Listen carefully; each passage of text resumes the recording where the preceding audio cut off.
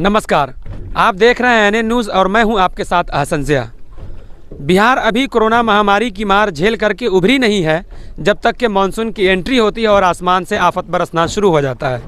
लगभग 15 दिनों से इस इलाके के लोग बाढ़ में कैद होकर रह गए हुए हैं। अभी हम मौजूद हैं पूर्वी चंपारण ज़िले के बंजरिया ब्लॉक के बुढ़वा, सुखीडीह और जटवा के बीचों बीच। सबसे पहले आपको दिखाते चलें, ये तस्वीर देखिए।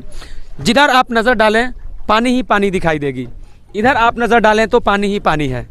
जिस गांव के लिए हम नाव के सहारा लेकर के नाव का सफ़र तय करते हुए 3 किलोमीटर सुखीडीह जा रहे हैं, उस गांव का आलम यह है कि प्रत्येक साल वो गांव 3 महीने टापू के रूप में तब्दील हो जाता है।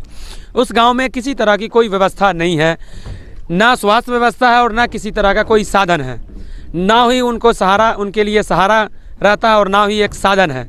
जहाँ एक तरफ देश में बुलेट ट्रेन की बात की जाती है, वहीं दूसरी तरफ इसी देश में किसी गांव के लोग नाव का सहारा लेने पर मजबूर हैं। अगर मैं ये बात कर रहा हूँ कि ये जो रोड है और यहाँ पर एक पुल बन जाए और रोड को भर कर बना दिया जाए तो शायद इस गांव के लोगों को कल्याण हो सकेगा। अभी इस गांव के नज़दीक भी हम जाएंगे नाव से और गांव को नज़दीक से दिखाने की कोशिश करेंगे कि उस गांव के लोग किस तरह की अपनी ज़िंदगी बसर कर रहे हैं। अभी हम सुखीपुर गाँव के नज़दीक हैं, समझिए गाँव में ही प्रवेश कर चुके हैं। ये सामने जो दिख रहा है ये गाँव है।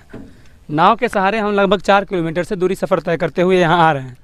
हमारे साथ इस गांव के कुछ स्थानीय लोग हैं, इनसे हम जानने की कोशिश करेंगे कि आखिर बाढ़ के दिनों में किस तरह की दिक्कतों का सामना करना पड़ता है और सरकार की तरफ से क्या क्या चीज़ आप लोगों को मुहैया कराई जाती है, किस किस चीज़ की व्यवस्था होती है। क्या नाम हुआ आपका? जियाउल। ये बताइए कि बाढ़ के दिनों में किस तरह की समस्या का सामना आप लोगों को करना पड़ता है? बहुत समस्या का है, मतलब हम लोग इतना परेशानी झेलते हैं कि पूछिए मत। हम लोग यहाँ से मतलब मान लीजिए कि यहाँ से जाने के लिए बहुत कठिन मतलब ये होता है, नावे के सहारे कहीं जाते हैं आते हैं। नाव जो है सरकार की तरफ से दिया हुआ है या आप लोगों का खुद का? नहीं, सरकार की तरफ से कुछ नहीं मिला हम लोग को। नाव खुद के लेते हैं? नहीं, नाव जो है अभी जो हम लोग को दिए हैं वो हद पटेल है। हम लोग को बहुत अथी किए हैं, मतलब हम लोग बहुत जूझ रहे थे मतलब दिक्कत से, तो वो हम लोग के डेंगी दिए और हम लोग इस पे चढ़ के जा रहे हैं, आ रहे हैं। अवध पटेल क्या है, कौन है वो कुछ नहीं है अभी, ठीक है, मतलब ऐसे एक आम आदमी है, हम लोग को हेल्प किए, ठीक है। उनका हम लोग हेल्प करेंगे, ऐसा नहीं है कि हम लोग हेल्प नहीं करेंगे। जो भी वो मांगेंगे हम लोग गांव वाले पूरा हम लोग उनका सहयोग देंगे। चाचा आपका नाम क्या हुआ? सैदुल्ला। अच्छा ये बताइए कि आपकी उम्र बहुत हो गई, जून के महीने में कभी बाढ़ आपने देखा है? नहीं देखे हैं, नहीं देखे हैं। क्या कहें? ये सब घटना में नहीं देखे, नहीं देखे इस तरह का घटना। हाँ ये घटना नहीं देखे। अच्छा इतना उम्र हो गया, इस गांव को मतलब कुछ रास्ता मिला नहीं आज तक? आज तक नहीं मिला, आज तक नहीं मिला। हम लोग बहुत दुखित में बरता हूँ, दुखित कोई बहुत दुखित है। मतलब ये गांव एकदम छट चुका है बाढ़ के दिनों में? छोटी चुका गांव है, इसी रास्ता नहीं है, बहुत दिक्कत है ना, जाने आने में इसे बहुत दिक्कत है। अगर बीमारी हो जाए तो मर जाएगा मैं कि यहाँ से। अच्छा राशन जो होता है, खाने पीने का जो साधन है, वो कहाँ से आप लोग लाते हैं? ये राशन जटवा से ले आते हैं, सिसोनिया से ले आते हैं। जटवा किस चीज़ से, नाव से ही जाते हैं आप? हाँ नाव से, चाहे पहुँच के झांगा पहले नहीं चलता है, वो झांगा से पहुँच के जाते हैं। मतलब बहुत दिक्कत है, बहुत दिक्कत है, हमने रास्ता भी नहीं।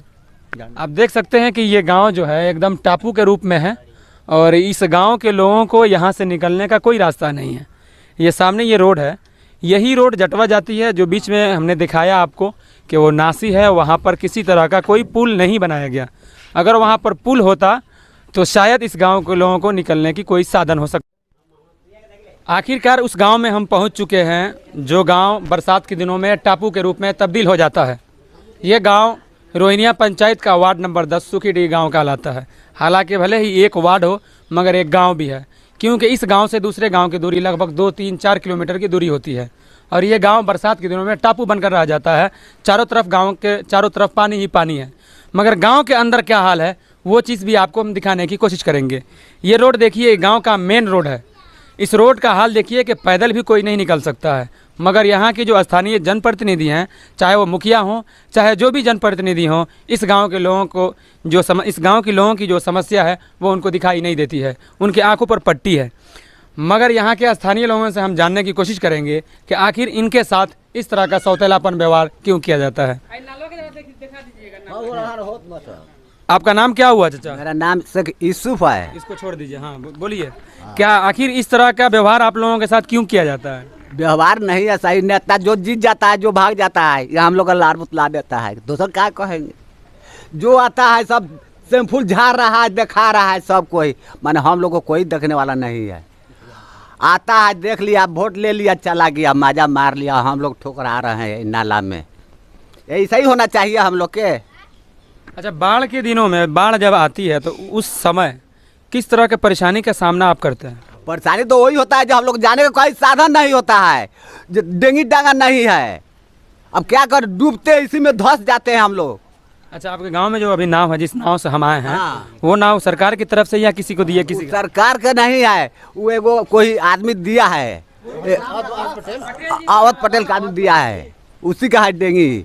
एक और दिया था मुखिया विजय पुरान का रोहिनिया, वो दिया था, वो भी कल छीन के ले गया है।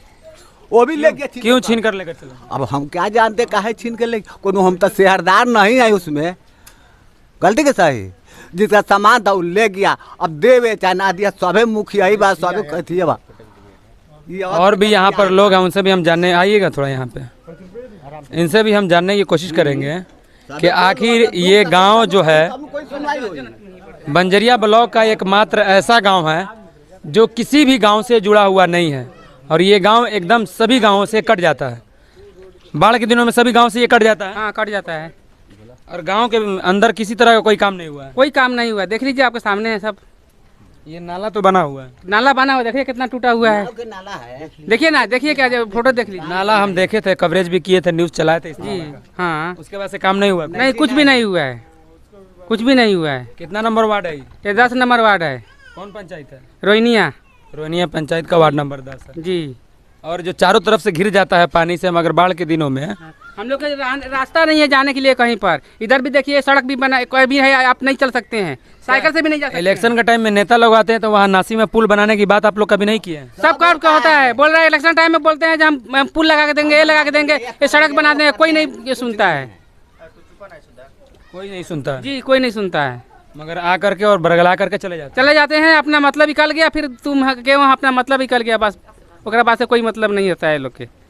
नाजरीन, आप देख सकते हैं कि यहाँ के जितने सारे लोग हैं उनका एक ही कहना है, एक ही बात कहना है, और एक ही सुर में ये लोग कह रहे हैं के टाइम में जो भी नेता आते हैं बरगला करके और झांसा देकर चले जाते हैं, मगर हमारे गांव में किसी तरह का कोई साधन नहीं है।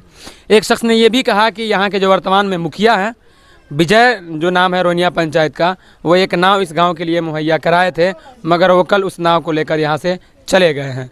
कैमरामैन दाऊद के साथ मैं हसन ज़िया, NN न्यूज़ मोतिहारी।